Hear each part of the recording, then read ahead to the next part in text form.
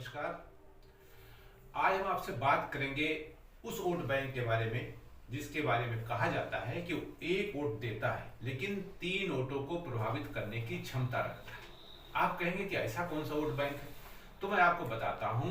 ये ब्राह्मण vote bank है जिसके बारे में कहा जाता है कि यह वोट बैंक योगी आदित्यनाथ जी की कार्य प्रणाली से सीधे सीधे नाराज चल रहा है। अगर ये वोट बैंक वास्तव में भाजपा से अलग हो गया तो भाजपा 2022 में किसी भी कीमत में उत्तर प्रदेश की सरकार नहीं बना सकती।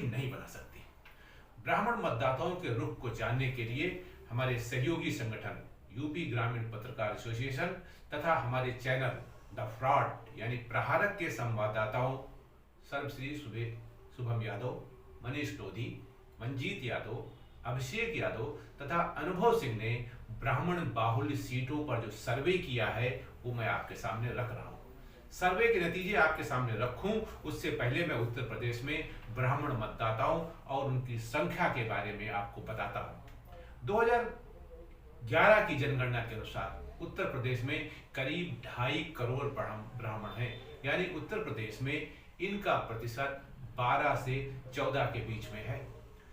2017 के विधानसभा चुनाव में 80% ब्राह्मण मतदाताओं ने भाजपा को वोट दिया था, लेकिन तब योगी आदित्यनाथ मुख्यमंत्री का चेहरा नहीं थे, जबकि इस बार वह मुख्यमंत्री पद के प्रबल दावेदार ही नहीं बल्कि मुख्यमंत्री का चेहरा भी हैं। अब आइए बताते हैं कि किस विधानसभा में कितने प्रतिशत ब्राह्मण मतदाता हैं। आंकड़ों के मुताबिक राज्य की 170 से अधिक विधानसभा सीटें ऐसी हैं जहां ब्राह्मण 10 से 20% है।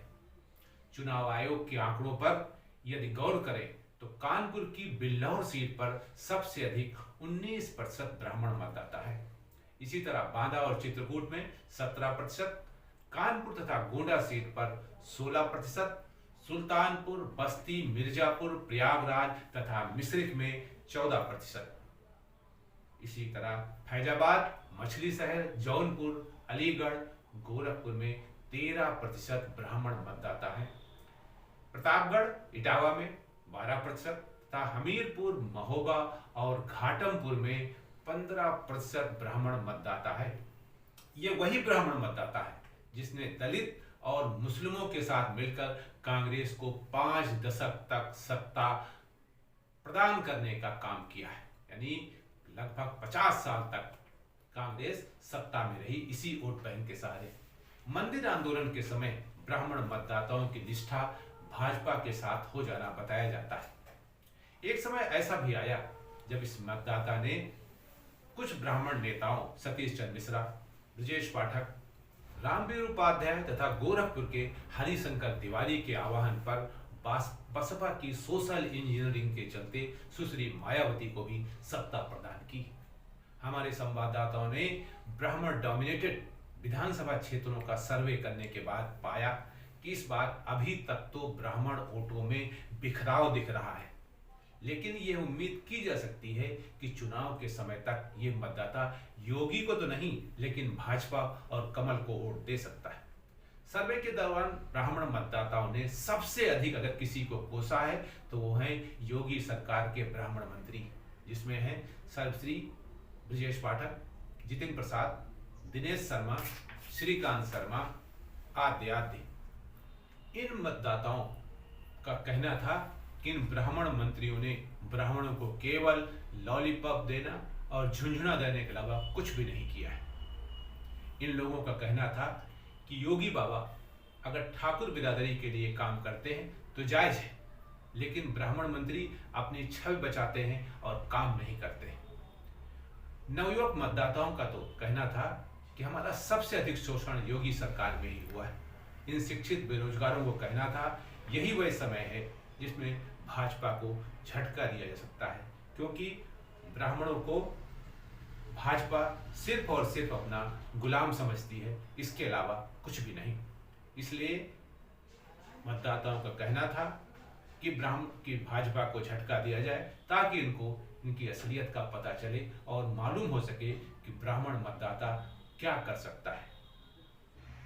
इस बाबत जब हमने वरिष्ठ पत्रकार श्री जगदीश मिश्रा जी से बात की और ये कहा कि ब्राह्मणों के रुख के ऊपर आप टिप्पणी कीजिए अपनी, आप क्या सोच रहे हैं। तो उनका जवाब था, जी नमस्कार मिश्रा जी।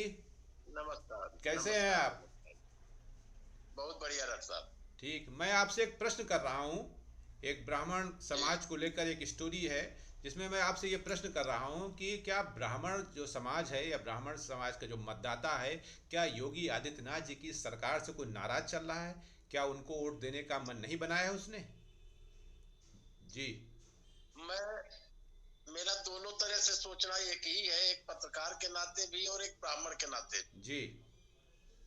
ब्राह्मण जो है वो कभी मतलब छोटी सोच वाला नहीं रहा है। हम्म। इसलिए कहीं ये सोचना कि कहीं ब्राह्मण को कुछ नहीं मिला, कहीं उसको मंत्री बना दिया गया, कहीं उसका एनकाउंटर हो गया और इस नाते ब्राह्मण नाराज है, तो ये सारी चीजें पत्रकारिता के चश्मे से तो देखना जायज है, क्योंकि पत्रकारिता के लिए जरूरी है इस तरह की चीजें जी जी सोचना। जी जी। लेकिन ब्राह्मण के नाते मुझको कभी ऐसा कुछ नहीं लगा कि भाई ब्राह्मण कभी इन चीजों में रहता हो। उसके लिए देश और समाज का हित सबसे बड़ा है, सबसे पहले है। जी जी जी बिल्कुल। व्यक्तिगत हित बहुत बाद में है, और व्यक्तिगत उसमें इतनी क्षमता है कि वो बिना किसी शासन सत्ता के सहारे भी अपना स्वाभिमान के साथ जीवन निर्वाह कर सकता है। इसलिए मुझे ऐसा नहीं लगता कि ब्राह्मण, हाँ छुटपुट घटनाएं जरूर हुई तो कहीं न इसका कहीं। मतलब साफ साफ आप ये कहना चाहते हैं कि जो ब्राह्मण समाज है वो योगी आदित्यनाथ जी के साथ ही रहेगा, यानी कि भाजपा को वोट देगा?